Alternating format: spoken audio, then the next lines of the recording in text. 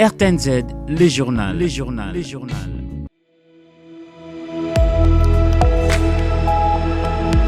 Ce journal vous est offert par Infomav Asbel. Ini pour servir.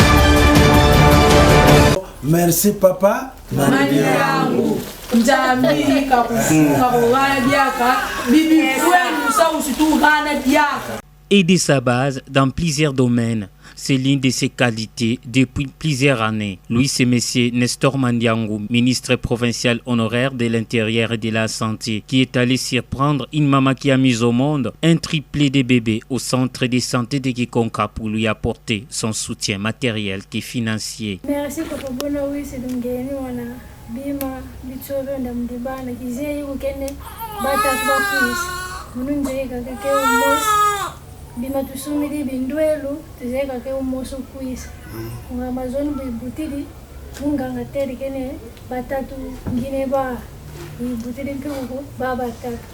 Merci papa ndomeni papa Ursula papa Mandia.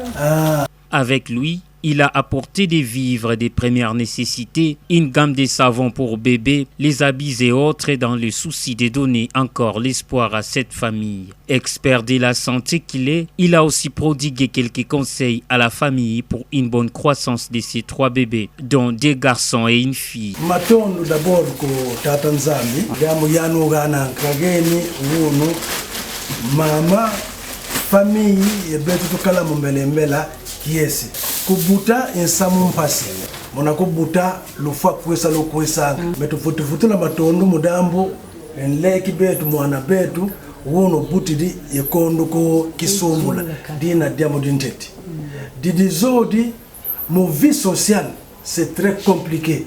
Mwana moso umbutidi déjà charge mon famille. O ma passa babod charge mais yani wono babata pila moso fo kansaka ko charge ngolo itasonga vo infuno betukulu tonsunga e kusunga ko kungatusaka kusukila ko mbasi sutu mona nanga mugusavo ba bebe bobo ba yela mboti mona luzolo tata nzambi mona lutondo lubetukulu. Combien louable cet acte de bonne foi qui entre dans l'histoire de cette famille, mais surtout, les bienfaits n'émergent jamais, dit-on. Kusanza mboti kuyemika. Odambo mwana konzonta wika lombe mabenu ngegana. Yani kanwa. Kani nge matasuka nkamambo kumeso dia. Bonata dia malembi. Sumona vo bana sibakala yemavimbi mamboti siba yela bomboti. Matondo ubeno ba mama yebeno ba nge mama ngenkaka. Matondo kunkangu wakulu ubakele zonsangu mukusavuka kala ikesa tata nzambe kalunda yake nge mama.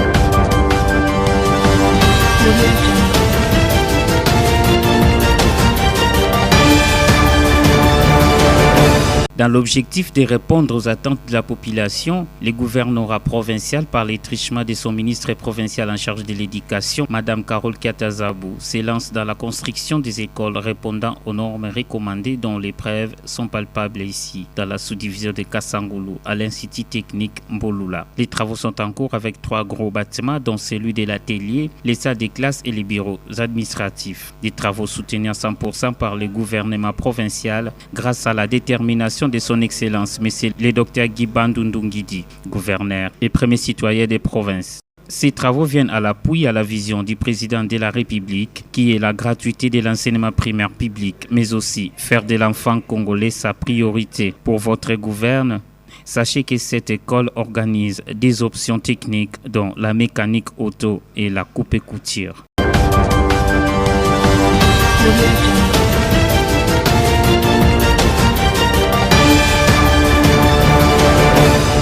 Sukali desa ozanga sukali sanfra même pas pour lui voir ça 50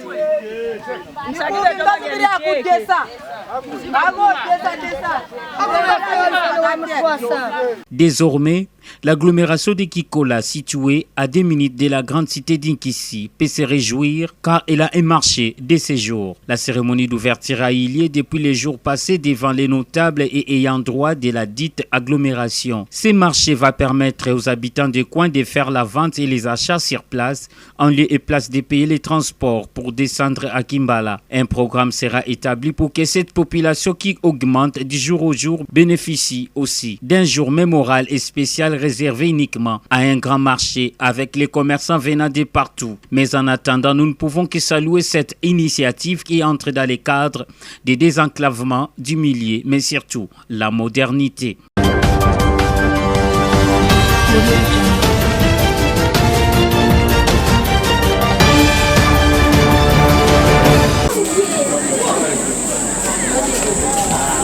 Une des grandes écoles de la sous-division de Kasangulu et même du Congo central, le collège William Booth Persévalère a petit fait suite à une dégradation avancée de ses bâtiments. Un SOS lancé par le directeur de l'école primaire qui a déjà perdu la quasi-totalité de sa toiture, comme l'indique, lors de la descente administrative du prophète Georges Benzongo de sur place pour s'enquérir de la situation. On émet un avis et je crois que ça peut attirer facilement l'attention de tout le monde. Comme les gens viennent d'arriver là, ils travaillent, franchement on sent, il faut en profiter. Peut-être ça peut attirer l'attention ou vous prenez des photos, vous les faites d'ici la semaine prochaine. Il ne faut pas trop faire de commentaires, parce que l'autorité n'aime pas des discours trop élastiques. Il faut être précis, clair, succinct. Voilà. Il peut chiffrer ça. Exactement. Mais ce que nous avons fait, l'ingénieur passé a estimé, il a fait un travail, on a annexé. Accompagné du préfet Landou Vaikulu Guillaume, le prophète du Congo central 3, aux côtés du sous-prophète de Kasangulu Messiamo Sinzazi, promet de faire de son mieux pour que ces dangers n'affectent pas le déroulement proprement dit des cours de ces débits de l'année scolaire 2022-2023. L'église avec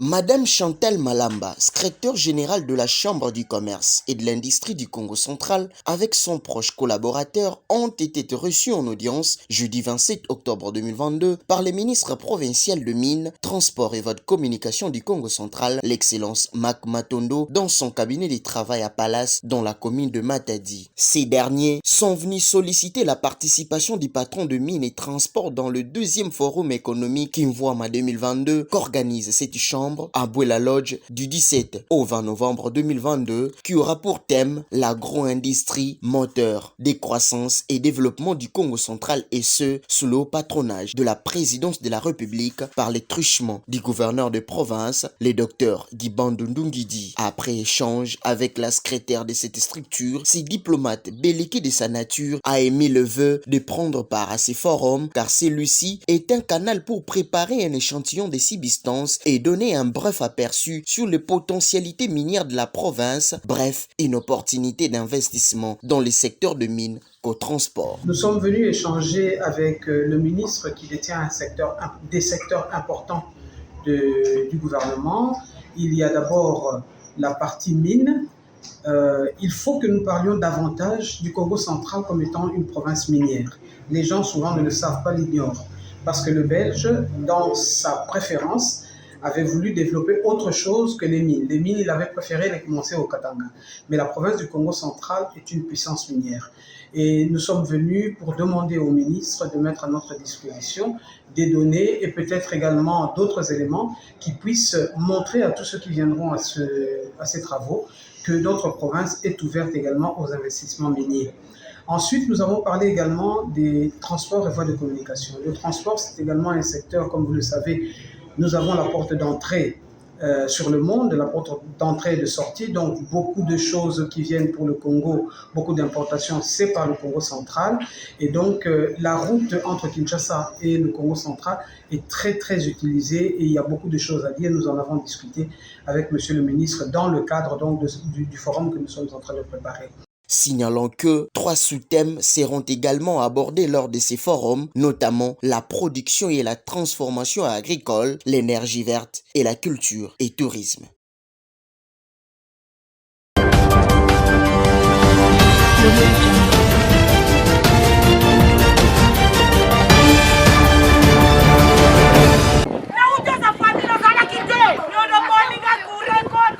L'éclairage public n'a plus seulement pour objectif la sécurité des habitants et des automobilistes. Depuis une bonne vingtaine d'années, les villes investissent de plus en plus dans la lumière pour mettre en valeur leur patrimoine.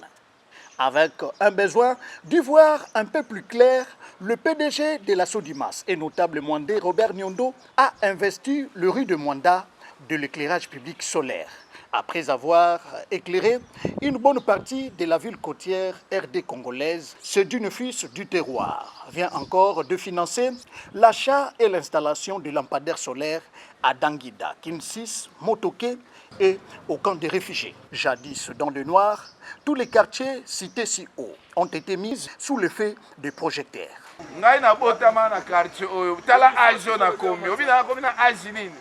Mais boss muna mwina ngena kupela awa mamuna kaka baby club yankaka munu nyondo bondela manengo rekatela balabala na biso ankule zate to yimite to suka ndenge ni bakulu bakomi ko profiter kana komi boye bakulu na balabala o bakota na bangali susu ezate mambo yake kimona kiao mume kumbukila awa mume kumambuka awa maminde yayikelebe kasi ya yagana kupela tous les temps yagana kupela vraiment betu masepela mingi jambe ali salisa yani andi kwenda na ntwala betu kazimba na yani.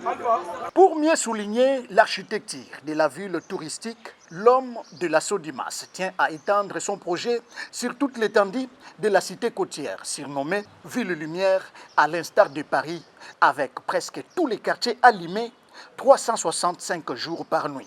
Makilelo bozomona ngo système nzambe kaka pano ezosala ti ero bosala papa Robert Nyondo nani aluki makambo Robert aluki makambo kini sisi yekeli minde bashalu bakomi koloba ayilo pepe ilo. Sur fond de sacrifices et privations, Robert Nyondo Toko avia son projet d'envergure, redonner du relief, de la profondeur à la façade de sa ville natale en éclairant par petites touches le riz de la plus grande ville touristique du pays de Félix Antoine Tshisekedi Tshilombo, particulièrement mise en valeur. S'inspirant de son exemple, toutes les grandes métropoles du pays rivalisent d'ingéniosité pour faire des promenades féeriques.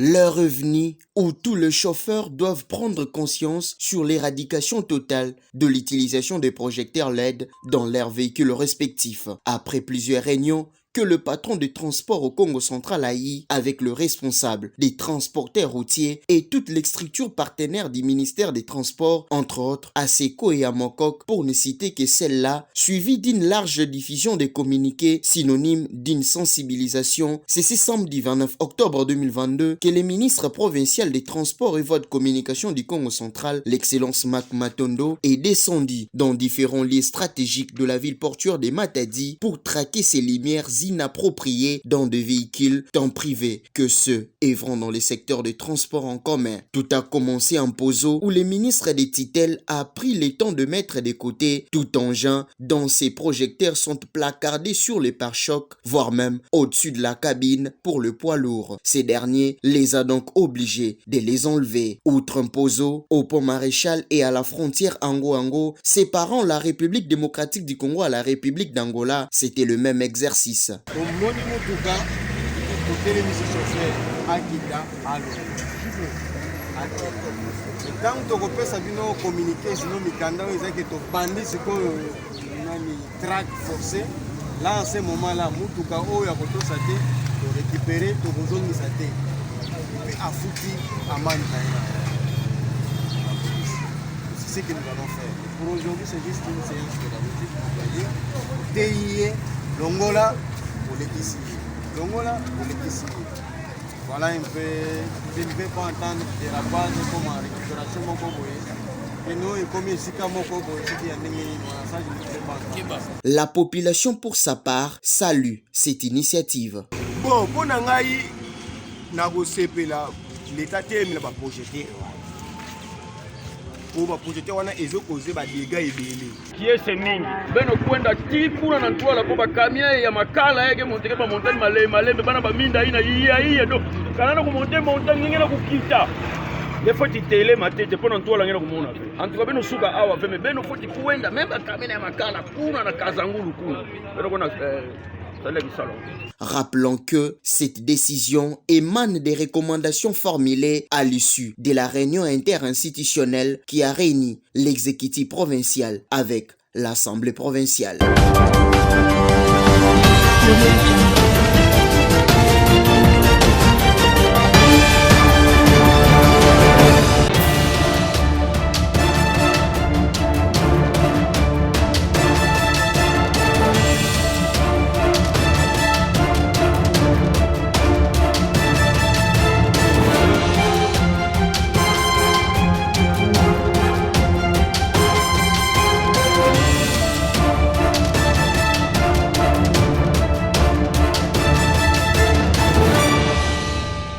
Bienvenue à la lecture du contentieux des activités phares du numéro 1 de la province du Congo central, Dr Guy Bandou Ndungidi, constituant ainsi la semaine dite du gouverneur de province. La semaine du lundi 24 au vendredi 28 octobre 2022 a été marquée par différentes audiences accordées aux diverses personnalités. C'est le cas où le bâtonnier Chérine Luzaïsou, nouvellement porté à la tête du barreau près la cour d'appel du Congo central. Partageant sa vision, elle a sollicité l'accompagnement, sinon l'implication du gouverneur Guy Bandou Ndungidi pour la réussite de son mandat. La situation ayant trait aux constructions anarchiques le long du pipeline de la société SEP Congo a été au centre d'une séance de travail qu'a présidé le gouverneur de province à l'intention du ministre provincial Patrick Yala en charge des hydrocarbures et le commissaire général aux affaires foncières Mario Mambo. S'en étaient suivis les échanges fructueux avec les députés provinciaux élus de la circonscription électorale de Mbanzangungu. Ces derniers sont allés solliciter auprès du gouverneur de province la prise en charge de la population de Guerpi dans les localités de Kimbongo et Ntwala. Initié par le gouverneur de province, en sa qualité de premier parent du Congo central, la bourse provinciale d'études supérieures pour le développement, c'est le lundi 24 octobre dernier qu'a eu la toute dernière phase du concours avec le jury oral dans la salle de banquet de la résidence officielle du gouverneur au Ciné-Palace dans la commune de Matadi. Un projet de partenariat public-privé s'annonce entre la province du Congo central et Global General Trade, une firme internationale d'origine sud-africaine spécialisée dans la fourniture de services de base. Ce projet va accompagner la réalisation de certaines priorités du programme d'action du gouverneur dans le domaine de l'électricité, l'eau et les infrastructures de base. Au début de la semaine, une délégation de la cellule de financement en faveur des États fragiles, CFF, sous le programme de développement de 145 territoires, a été conduite auprès de l'autorité provinciale en vue de présenter la feuille de route pour le démarrage de ce projet, tel que voulu par le chef de l'État, président de la République. Les débuts de la mise en œuvre de la construction des écoles, des infrastructures médicales et bâtiments administratifs est donc prévu pour le mois de novembre prochain. Faisant suite aux nouvelles mises en place effectuées dernièrement par le commandant suprême des forces armées congolaises, l'ancien commandant de la 12e région militaire a fait ses adieux au gouverneur du Congo central, Dr Guy Bandou Ndungidi. C'était au cours d'une audience lui accordée. À l'occasion, le général-major Muzimba Antoine David a remercié le chef des études provinciales pour la franche collaboration. Conduite par le commissaire général à l'énergie et ressources hydrauliques Raphaël Loko, la délégation composée du directeur provincial de la régie des eaux et du représentant de la direction régionale de la SNEL Congo central s'est attardée devant le gouverneur de province sur la question comment résoudre le plus des problèmes de la desserte en eau et en électricité. Les stratégies et pistes de solutions ont été formulées en vue d'améliorer la qualité de la production. En mission au Congo central, dans le cadre du lancement du travail de validation du projet de la réforme de la convention scolaire signée en 1979 entre l'État congolais et certaines confessions religieuses, le ministre national de l'EPST, Tony Mwaba, a été reçu en audience par le gouverneur du Congo central, Dr Guy Bandondouidi, pour les civilités. Sur demande du chef des études provinciales, la délégation composée du ministre provincial de l'Environnement, Maître Yves Songo, et 3 conseillers du gouverneur, à savoir Flori Badou en charge de la politique, Bidingo Mabigas de la technique et celui de la communication d'Annie Bavoudi, ont effectué une mission de prospection sur le plateau de Mbanzaboma à plus ou moins 2 km la nationale numéro 1. L'objectif est celui de palper du doigt la réalité de ces coins où est passé le chef de l'État, président de la République, dans le cadre de sa formation de base en 3e année des humanités littéraires en 1979 au collège Mbanzaboma. Voilà tout pour la semaine du gouverneur et merci de votre aimable attention.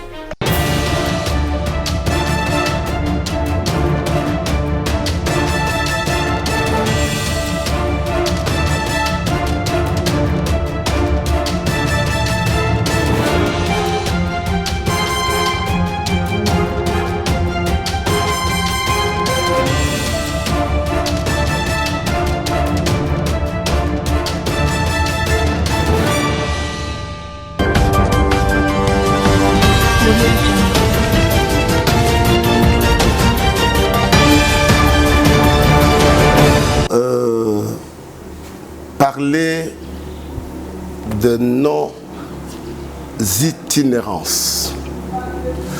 Ce sont des instructions que nous avons reçues de la haute hiérarchie de l'EPST, des instructions émanant de son Excellence Monsieur le ministre de l'EPST, Monsieur Tony Mwaba Kazadi.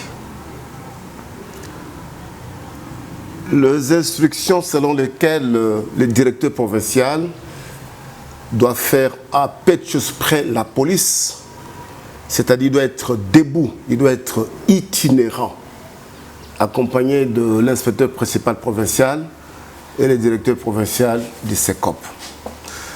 Nous avons commencé par la sous-division de Kasangulu.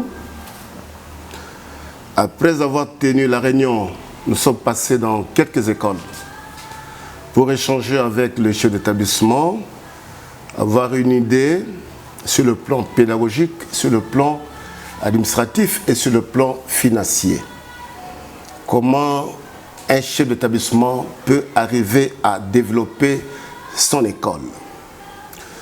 Nous avons été très heureux de constater l'œuvre que son Excellence, Monsieur le Gouverneur du Congo central est en train de réaliser dans le domaine éducationnel, précisément à l'EPST. Nous nous sommes rendus compte qu'il est resté dans la vision de son Excellence, Monsieur le Président de la République, Monsieur Félix Antoine Tshisekedi Tshilombo. Le gouverneur, à peine arrivé à la tête de cette province, il est en train de réhabiliter une école au niveau de la sous-division de Kasangulu, donc Épée Mbolula, et naturellement le même bâtiment va abriter cette école-là, donc c'est-à-dire l'école primaire et puis le secondaire qui porte naturellement le même nom. Et absolument, ce sont des travaux de qualité. J'ai apprécié, nous avons filmé de près ou de loin, que son Excellence puisse recevoir nos remerciements et nos félicitations. Donc qu'il puisse continuer dans ce sens-là. De deux, quand nous avons quitté Kasangulu, nous sommes venus à la sous-division de Madimba 1. Nous avons tenu la réunion, nous avons fait un effort de passer dans plusieurs écoles, une 50aine d'écoles. Bon, certainement, ce n'est pas fini, parce que l'itinérance continue. Et nous avons constaté avec beaucoup de joie un certain nombre de réalisations de la vision mondiale et dans le cadre toujours de la gratuité de l'enseignement. Et c'est la vision de son Excellence, Monsieur le Président de la République. Exercice 2021-2022, la vision mondiale a construit EP3 Kandu. Donc un bâtiment de 6 salles de classe et aussi un autre bâtiment de 2 salles de classe. Le même organisme a électrifié l'école, il a distribué le banc, donc 170 bancs dans cette même école-là. Et quand nous descendons vers Epé Mavwanga, c'est une école non conventionnée qui venait d'être réhabilitée. C'est un bâtiment de 3 salles, y compris le bureau administratif, et l'école est également électrifiée. Ils ont également distribué de bancs, donc 152 bancs. Quand nous allons vers Epé Mukoko, toujours à Kandu, la même vision mondiale a distribué 50 bancs dans cette école-là. Non seulement là-bas, donc ils sont allés vers Epé Monseigneur Nsilele. Ils ont remis 50 bancs. À l'Epé Kandu, et c'est-à-dire l'école conventionnée kibanguiste, ils ont remis 50 bancs. À Epé Sundi, toujours, donc c'est la Sebeko, ils ont remis 40 bancs. Et également, pour cette année 2022-2023, donc c'est-à-dire l'année scolaire 2022-2023, ils ont construit un bureau, un beau bureau qui va abriter le service de l'inspection, hein, l'inspection du primaire, les pôles primaires de Madimba 1. Et également, ils ont construit pour la même année, c'est-à-dire 2022-2023, un beau bâtiment au niveau de Epé Mbenga, donc Écuse à Kandu. Ça, absolument, nous devons remercier. Donc, tous ces organismes sont restés dans la même vision de son Excellence, Monsieur le Président de la République. C'est comme UNICEF qui est en train d'emboîter les pas. Et dans quelques 1 ou 2 mois, UNICEF va équiper 3 écoles primaires. Donc, par école, je crois, on est en train de fabriquer 50 bancs. Et c'est une bonne chose. C'est pour dire que tous ces organismes sont en train de contribuer pour le développement de notre province éducationnelle, la province éducationnelle du Congo central 3. Et nous interpellons à l'occasion les chefs d'établissement de protéger ces œuvres combien louables, de sécuriser ces œuvres. Et c'est clair parce que dans les instructions que nous avons communiquées à chaque chef d'établissement, une école qui touche la prime de 400 000 francs congolais à la fin de chaque mois doit fabriquer plus ou moins 2 bancs. Et nous allons passer après 3 mois pour vérifier comment cet argent, c'est-à-dire les frais de fonctionnement qu'il était en train de donner dans des écoles publiques, primaires publiques, mécanisées et payées. Qu'est-ce que les chefs d'établissement sont en train de faire avec cet argent-là? L'instruction a été déjà donnée. Et aussi aux chefs d'établissement du secondaire, le frais fixé par le gouverneur, il y a une rubrique frais de fonctionnement. Ils doivent faire autre. Il faudra que l'enfant soit dans de bonnes conditions pour suivre les enseignements. Et surtout que nous sommes en train de prôner, c'est la vision également de son Excellence, Monsieur le ministre de l'EPST, donc la qualité de l'enseignement. Non seulement la gratuité, mais la qualité de l'enseignement. Donc, et l'objectif au niveau du primaire, l'enfant doit apprendre à lire, à écrire et à calculer. Et cet objectif doit être atteint.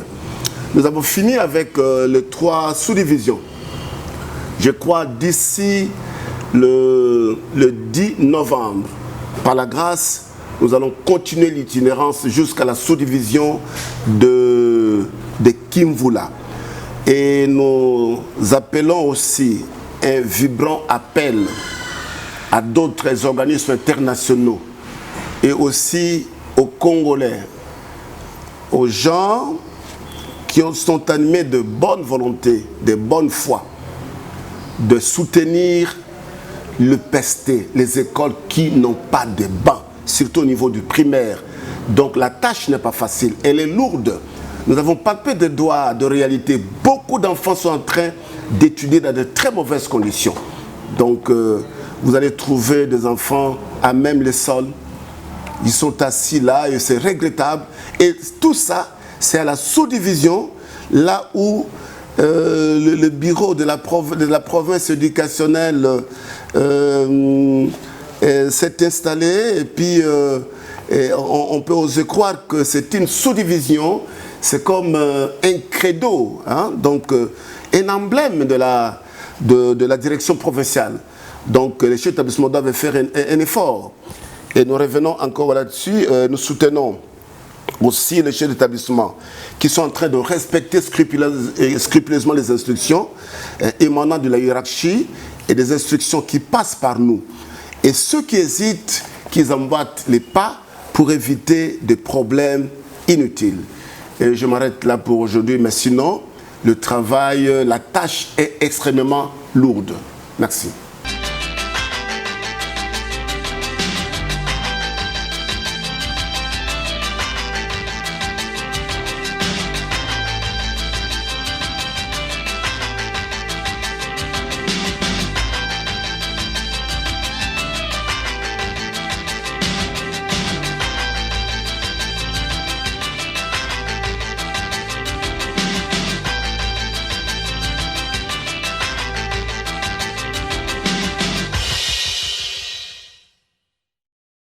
RTNZ, le journal.